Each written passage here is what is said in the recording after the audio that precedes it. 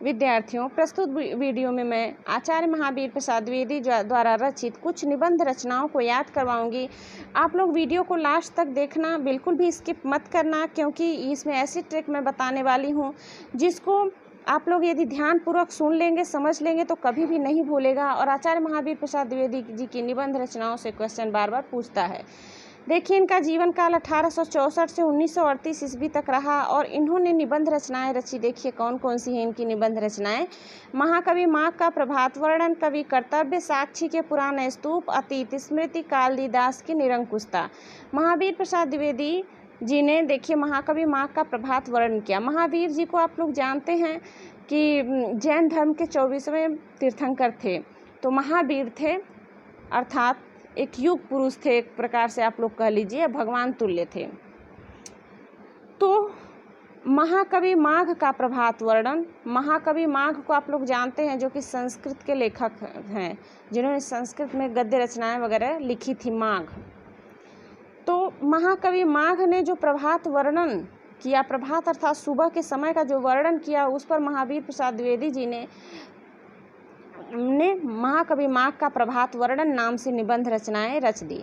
कवि कर्तव्य, महावीर जी एक तरीके से युग पुरुष हैं, भगवान हैं, तो ये कवियों का कर्तव्य बताएंगे भाई कि कवियों का क्या कर्तव्य होना चाहिए, कवियों का कर्तव्य क्या होना चाहिए, उनको किस विषय पर लिखना चाहिए, किस विषय पर नहीं लिखना चाहिए, उनको क्या करना चाहिए, उनका कर्तव्य कैसा होना चाहिए इत्यादि महावीर प्रसाद द्विवेदी जी ने कहा है।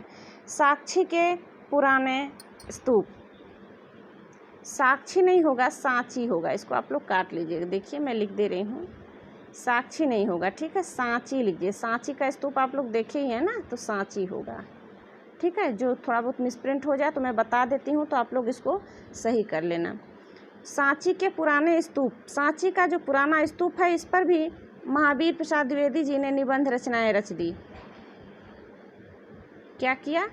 निबंध लिखा। सांची के पुराने स्तूप, अतीत स्मृति, अतीत की स्मृति के विषय में भी महावीर प्रसाद द्विवेदी जी ने निबंध रचनाएं रची। और कालिदास की निरंकुशता, कालिदास कैसे निरंकुश व्यक्ति थे, इस पर भी महावीर प्रसाद द्विवेदी जी ने निबंध रचनाएं लिख दी।